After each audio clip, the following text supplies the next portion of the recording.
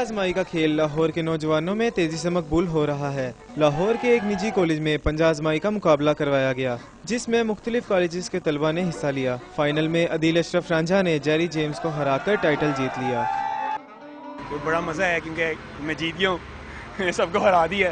Event organise किया गया था ताकि जितने भी नए स्पोर्ट्समैन हैं उनको अपना टैलेंट शो करने का एक मौका मिले, और ये आगे भी इस तरह स्पोर्ट्स को हमें प्रमोट करना चाहिए।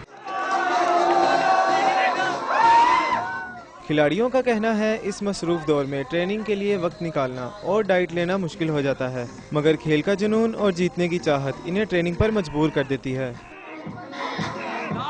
पाकिस्तान में टैलेंट की कमी तो नहीं है, बस ज़रूरत है उस टैलेंट को देखने की, उभारने की। इस गेम में बहुत ज़्यादा पोटेंशियल है, बहुत ज़्यादा इसमें मोटिवेशन है।